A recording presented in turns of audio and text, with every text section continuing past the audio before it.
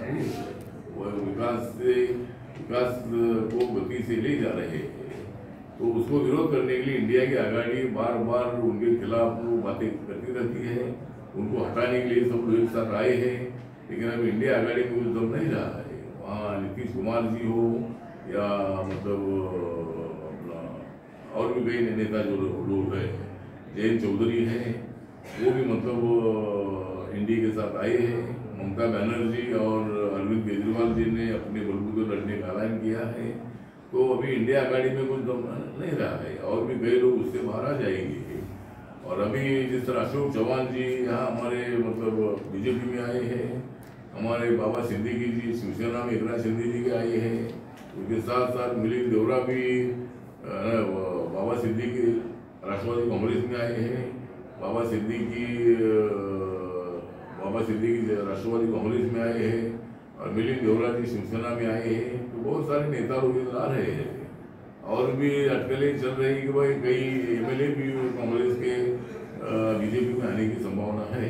तो उसके साथ साथ एक बड़ी न्यूज़ है कि माननीय कमलनाथ जी जो केंद्रीय मंत्री भी रहे हैं, वो कुछ दिन के लिए मध्य प्रदेश के मुख्यमंत्री भी रहे हैं, उसके साथ साथ वो प्रदेश के अध्यक्ष भी रहे हैं, लेकिन उनको प्रदेश अध्यक्ष पद से हटाया गया। उनको केंद्र में काम करने की आवश्यकता हिस्सा थी, लेकिन उनको केंद्र में कोई जिम्मेदारी नहीं दी और भी कई अन्य उनके पास साथ होने के कारण उन्होंने कुछ कमलनाथ जी ने प्रधानमंत्री माननीय मोदी साहब की भेंट ले ली है। इसका मतलब ये है कि बहुत जल्द ही कमलनाथ और उनके लड़के नकुलनाथ दोनों भी बीजेपी में आ सकते हैं। उनका हम स्वागत करते हैं और भी नेताओं को मेरा आह्वान है कि वहाँ कांग्रेस में रहने से कोई फायदा नहीं है। राहुल गांधी के नेतृत्व में कांग्रेस को भविष्य नहीं है और देश के विकास के लिए आपने एनडीए के साथ आना चाहिए, नरेंद्र मोदी जी के साथ आना चाहिए। ये मैं देश के कांग्रेस के सभी नेताओं को आह्वान करना चाहता हूँ। केंद्र शासित असणारा जो प्रदेश आहे, ज्या पद्धतीनं अंदमान निकोबार आहे, अशाच पद्धतीनं लक्षद्वीप जे आहे, हे लक्षद्वीप अत्यंत सुंदर असणारं बेट आहे।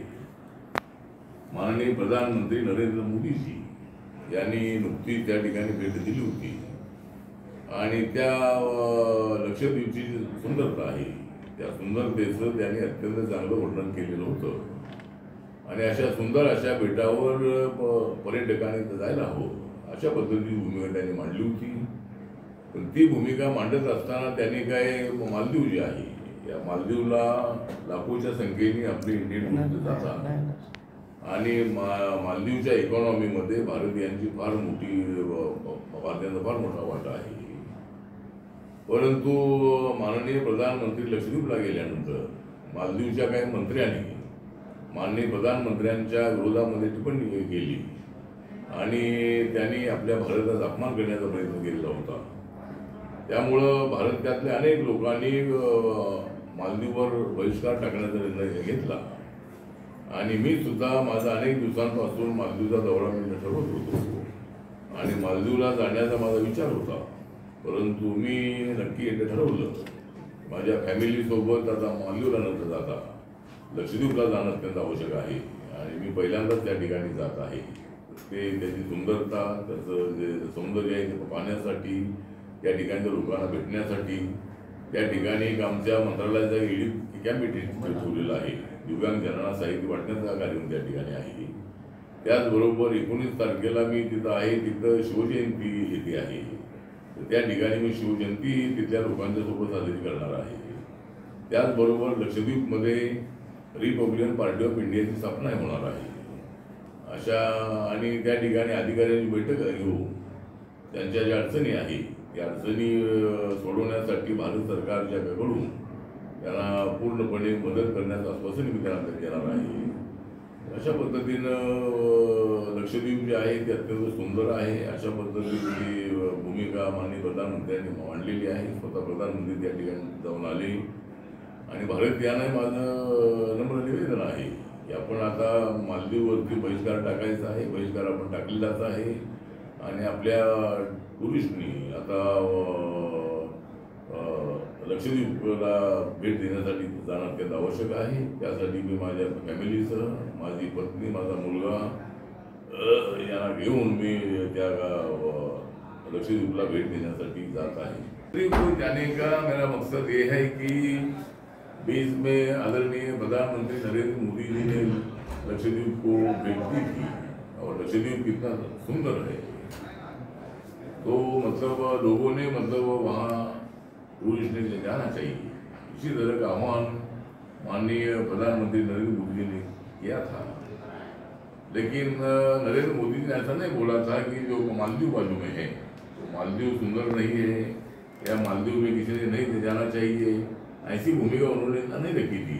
खाली लक्षद्वीप को बहुत बड़ा सुंदर है, टूरिस्ट ने आना चाहिए, ये भूमिका रखने के बाद मालदीव के कुछ मंत्रियों ने माननीय प्रधानमंत्री जी के खिलाफ टिप्पणी की थी। उन्होंने भारत का अपमान करने का काम किया था। उसके बाद एक माहौल पूरे देश भर में खड़ा रहा कि मालदीव पर बहिष्कार डालना चाहिए और बहुत सारे लोगों ने वहाँ जाना बंद कर दिया है। तो मतलब इसी तरह की टिप्पणी उन्होंने नहीं करनी चाहिए थी। तो मैंने भी मालदीव जाने का मेरा बहुत दिनों से मकसद था कि मालदीव बहुत अच्छा है, वहाँ जाने के लिए मैं मेरी फैमिली के साथ जाने वाला था। लेकिन मैंने तय किया कि माननीय प्रधानमंत्री जी ने जिस तरह आह्वान किया है कि लक्षद्वीप जाना चाहिए, तो मैं मेरी पत्नी और मेरे बच्चे के साथ मैं आज लक्षद्वीप जा रहा हूँ। वहाँ मेरा 2-3 दिन का मेरा टूर है और वहाँ मैं 19 तारीख को शिव जयंती है, उस शिव जयंती में वहाँ मनाने वाला हूँ। वहाँ हमारे दिव्यांगजन है उनको साहित्य बांटने का भी प्रोग्राम मेरा होने वाला है। उसके साथ साथ मेरी रिपब्लिकन पार्टी ऑफ इंडिया जो है उसकी स्थापना भी वहाँ होने वाली है। तो ये और मैं जो वहाँ की सुंदरता है वो मैं देख कर आने वाला हूँ, इसलिए मैं आज वहाँ जा रहा हूँ। शरद पवार यांच्याबद्दल मला आदर आहे। मी मुख्यमंत्री असताना त्याच्या नेतृत्वाखाली मी समाज कल्याण मंत्री म्हणून काम केलेलं आहे। माननीय शरद पवार अत्यंत अनुभवी नेते आहेत, अभ्यासू नेते आहेत आणि त्यांना माहीत आहे की पवारसाहेब सुद्धा एकदा काँग्रेस पक्षामधून बाहेर पडले होते आणि वसंतदादा पाटील हे असताना नंतर काही आमदारांना घेऊन त्यांनी बोलून साकार बनवलं होतं। तर नियम पूर्वीच असा होता की जर एखाद्या काही आमदारांना जर पक्षाची भूमिका मान्य नसेल आणि त्यांना बाहेर पडायचं असेल तर 1/3 संख्येनं त्यांनी बाहेर पडले तर त्यांची जी मेंबरशिप आहे ती जात नाही आणि नंतर मग नियम अनेक ठिकाणी थोडी तोडफोड होऊ लागली, म्हणून नंतर 2/3चा जो कायदा केलेला आहे त्यामुळे 2/3 मेजॉरिटीने जर आमदार खासदार जर बाहेर पडले तर त्याला त्या पक्षाला किंवा त्या ग्रुपला अधिकृत मान्यता देण्याचा नियम आहे। त्यामुळे इलेक्शन कमिशनने तो निर्णय घेतलेला आहे। अजितदादा पवार यांच्या राष्ट्रवादी काँग्रेसला त्यांनी राष्ट्रवादी काँग्रेस मान्यता दिलेली आहे, घड्याळी सिंबॉली त्यांनी दिलेलं आहे। त्यामुळं ते चुकीचं आहे असं पवारसाहेब म्हणतायत ते बरोबर नाही आहे। मला असं वाटतं की नियमाप्रमाणे तो निर्णय मेरिटवरती घेण्यात आलेला आहे। 42 आमदार अजितदादासोबत आहे आणि पवारसाहेबांनी आमदार सांभाळायला पाहिजे होते। एकनाथ शिंदेच्या सोबत 55 आमदारापैकी जवळजवळ 40 आमदार त्यांच्यासोबत आले, त्यामुळं त्यांना इलेक्शन कमिशनने मान्यता दिली। राहुल नार्वेकरांनी मेरिटवरती दोघांसाठी हा निर्णय दिलेला आहे। त्यामुळं हा निर्णय चुकीचा आहे असं म्हणणं योग्य नाही आहे। त्यांना कोर्टामध्ये जायचं असेल त्यांना जाण्याचा अधिकार आहे। सुप्रीम कोर्टामध्ये माननीय उद्धव ठाकरे गेलेले आहेत, आता माननीय शरद पवार साहेब सुप्रीम कोर्टात गेलेले आहे। सुप्रीम कोर्टामध्येही काही त्यांना न्याय मिळेल असं अजिबात नाही आहे। त्यामुळं आणि बाकी आता काय पवार फॅमिलीमध्ये जो वाद सुरू आहे, पवार साहेबांनी जर आमदारांची भावना समजून घ्यायची असती आणि बीजेपीला पाठिंबा देण्याचा निर्णय अगोदरच घेतला असता तर पक्षामध्ये पोहोचू शकत नव्हती। आणि पवार साहेबांनी अनेक लोक जात आहेत, आता अशोक चव्हाण इकडे बीजेपीमध्ये आले, तिकडे बीजेपीमध्ये जाण्याचा विषय नव्हता, बीजेपीला पाठिंबा देण्याचा फक्त विषय होता। ते जर अजितदादांचं आणि आमदारांचं पवार साहेबांनी ऐकलं असतं तरी फूट होऊ शकत नव्हती आणि पवार साहेबांनीच NDA सोबत महायुतीसोबत यायला हवं होतं, पण असं झालं नाही। आता सध्या पवार फॅमिलीमध्ये युद्ध सुरू आहे, आरोप प्रत्यारोप सुरू आहे. तर त्याबद्दल आता काही मी जास्त बोलू शकत नाही. बघूया, पण त्या ठिकाणी जे काही लढत आहे, अजितदादा पवार यांच्या पत्नी त्या ठिकाणी उभ्या राहणार आहे, सुप्रिया सुळे त्या ठिकाणी उभ्या राहणार आहे. पवारसाहेब म्हणतात की बारामतीकर ते ठरवतील, आणि अजितदादांनी सांगितलेलं आहे की माझी सीट निवडून आलीच पाहिजे. तर माझी सीट निवडून आली नाही तर मी नंतर विधानसभेत उभं राहणार नाही. मला असं वाटतं की अजितदादांनी विधानसभेत उभं राहायचंच आहे, कारण बारामती जी सीट आहे, मागच्या वेळेला 2014मध्ये बारामती हा बालेकिल्ला असतानाही माननीय शरद पवार आणि अजितदादा पवार एकत्र असतानाही त्यावेळेला महादेव जानकर त्या ठिकाणी उभे होते, आणि त्यावेळेला महायुतीचे उमेदवार म्हणून ते उभे होते. तर ते काय थोड्या फरकाने त्या ठिकाणी आलेले होते. त्यामुळं आता तर अजितदादा पवार यांच्यासोबत आलेले आहे. त्यामुळं आता जो बारामतीचा जो बालेकिल्ला आहे तो माननीय शरद पवारांचा बालेकिल्ला नसून तो बालेकिल्ला आमच्या महायुतीचा आहे. आणि सुमित्रा काय त्याचं नाव, सुनित्रा अजितदादा पवार जे आहे त्या नक्की त्या ठिकाणी बहुमताने निवडून येतील अशा पद्धतीचा आम्हाला विश्वास आहे. आणि माझा रिपब्लिकन पक्ष अजितदादांच्या पाठीमागे ताकदीने त्या ठिकाणी उभं राहणार आहे. सर, चंद्रकांत हांडोरेंना जी उमेदवारी दिली आहे काँग्रेसने, चंद्रकांत हांडोरेंना जी उमेदवारी दिली आहे काँग्रेसने राज्यसभेची, कसं बघताय? काँग्रेस जे आहे ते आंबेडकरवादी कार्ड खेळत का? नाही, काँग्रेसने निर्णय चांगला घेतलेला आहे. अलीकडे काँग्रेस पक्षाने मल्लिकार्जुन खरगे यांनाही पक्षाचा अध्यक्ष बनवलेला आहे. पण माझा काँग्रेस पक्षाला एवढाच प्रश्न आहे की ज्यावेळेला कर्नाटकमध्ये मल्लिकार्जुन खरगे सिनियर नेते असतानाही मुख्यमंत्री बनवण्याची वेळ आली होती, त्यावेळेला त्यांना मुख्यमंत्री बनवलं नव्हतं. आता त्यांना सगळा पक्ष एकदम दयाला गेलेला आहे, पक्ष एकदम उद्ध्वस्त होतो आहे. आणि उत्तर प्रदेशमध्ये तर राहुल गांधी हरलेले आहे, सोनिया गांधी त्या ठिकाणी उभं राहणार नाही आहे.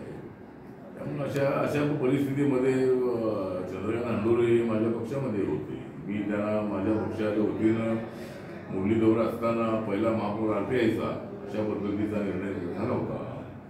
आणि 1992मध्ये चंद्रकांत हांडोरे यांना पहिलं महापौरपद देण्याचा निर्णय मी घेतलेला होता. आणि चंद्रकांत हांडोरे माझ्या पक्षाचे महापौर होते, आणि ते अत्यंत चांगले कार्यकर्ते आहेत, ॲक्टिव्ह कार्यकर्ते आहेत. ते काँग्रेसमध्ये गेल्यामुळं त्यांना मंत्रिपदाची संधी मिळाली, आता त्यांना राज्यसभा मिळालेली आहे. त्यांना त्यांचं मी अभिनंदन करतो. आणि काँग्रेस पक्षाने चांगला निर्णय घेतलेला आहे. आता आंबेडकरी चळवळीमधल्या कार्यकर्त्याला राज्यसभेची संधी दिलेली आहे. काँग्रेस पक्षाचे मध्य प्रदेशचे माजी मुख्यमंत्री, माजी प्रदेशचे अध्यक्ष कमलनाथ आणि त्यांचे जे पुत्र आहेत नकुलनाथ, या दोघांनी माननीय प्रधानमंत्री नरेंद्र मोदी यांची भेट घेतल्याची माहिती आहे. आणि देशभरामध्ये फार मोठी चर्चा आहे की काँग्रेस पक्षामधून अनेक लोक बाहेर पडत आहेत आणि देशाच्या विकासाच्या दिशेनं पुढं पाऊल टाकणारे माननीय नरेंद्र मोदी त्यांना विनाकारण काँग्रेस पक्ष आणि जी इंडियाची आघाडी आहे ही आघाडी विरोध करत आहे. विरोध करायला काही हरकत नाही, लोकशाहीमध्ये विरोध करण्याचा सर्वांना अधिकार आहे. परंतु विकास कामाला पुढं गती देणाऱ्या प्रधानमंत्र्यांना सहकार्य करणं ही खरी लोकशाही आहे. काही मुद्द्यांवरती तुम्ही आमच्यावर आरोप करू शकता आणि सरकारला काही ज्या सूचना आहेत त्या करण्याचा विरोधकांना अधिकार आहे, परंतु मोदी हटाव अशा पद्धतीची मोहीम जी आहे ती इंडिया आघाडीने हातामध्ये घेतलेली आहे. परंतु मोदीला हटवणं हे येऱ्या कबाड्याचं काम नाही. मोदीजी जनतेच्या ताकदीवर उभे आहे.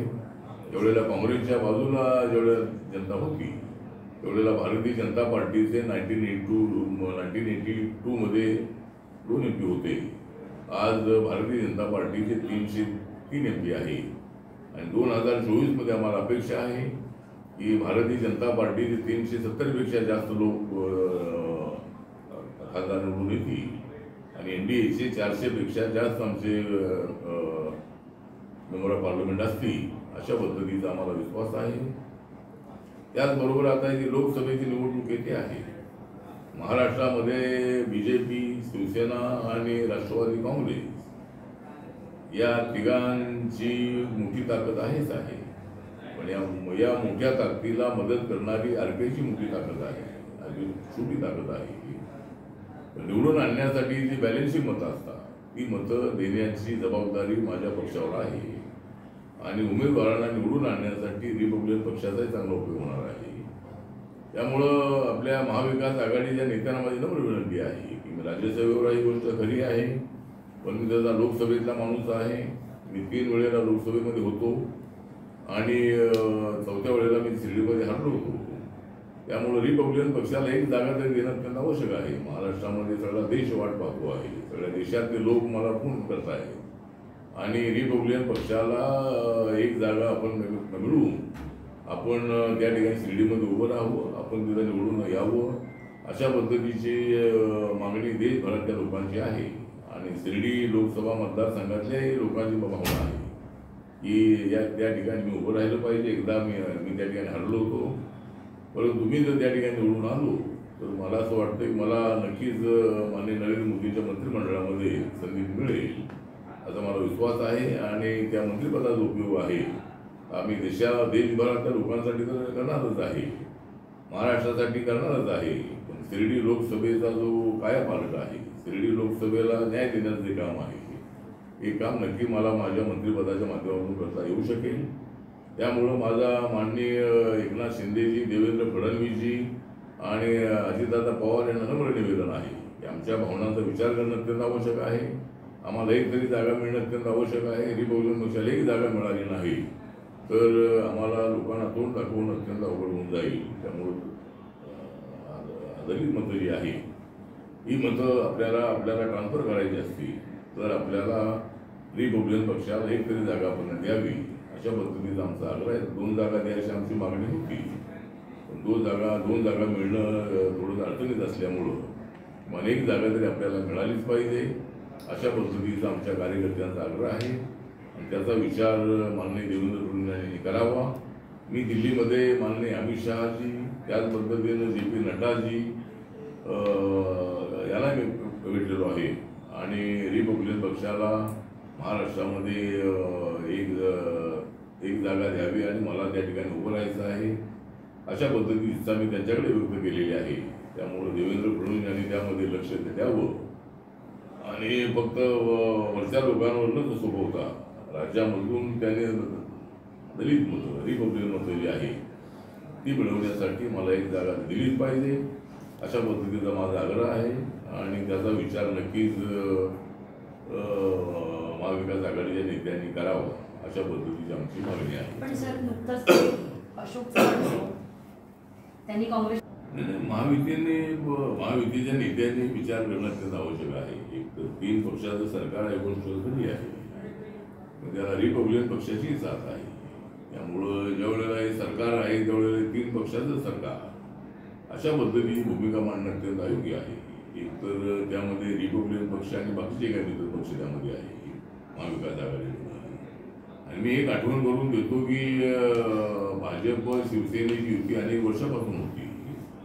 ज्यावेळेला 2012मध्ये BMCच्या निवडणुकीच्या वेळेला मी ज्यावेळेला भूमिका घेतली की बाळासाहेब ठाकरे यांनी माझ्यासमोर प्रस्ताव ठेवला होता की शिवशक्ती भीमशक्ती एकत्र आली पाहिजे, आणि मी माझ्या कार्यकर्त्यांना विचारून, समाजाला विचारून, विचारवंतांना विचारून मी निर्णय घेतला आणि BJP शिवसेनेसोबत जाण्याचा मी निर्णय घेतला. त्यावेळेला युतीची महायुती झालेली आहे. युती आता एकनाथ शिंदे आणि अजितदादा आल्यामुळे ती महायुती झालेली असं नाही आहे. रिपब्लिकन पक्ष सेना भाजपसोबत आल्यानंतर ती महायुती झालेली आहे. आणि त्यामुळं RPIला एकदम असं डावलून जाणार नाही आहे. रिपब्लिकन पक्षाचा विचार महायुतीच्या नेत्यांनी करणं अत्यंत आवश्यक आहे. माझ्या पाठीशी माझा समाज आहे. या समाजाची मतं पूर्वीच्या काळामध्ये BJPला, शिवसेनेला मिळत नव्हती. ही मतं 2012पासून मुंबई महापालिकेच्या निवडणुकीपासून अत्यंत चांगल्या पद्धतीची मतं आमच्या महायुतीला मिळत आहेत. त्यामुळं RPIचा त्यांनी गंभीरपणे विचार करावा, अशा पद्धतीची माझी त्यांच्याकडे मागणी आहे. आणि शिर्डीमध्ये सदाशिव लोखंडे आमचे मित्र आहे, ते त्या ठिकाणी 2 वेळा निवडून आलेले आहे.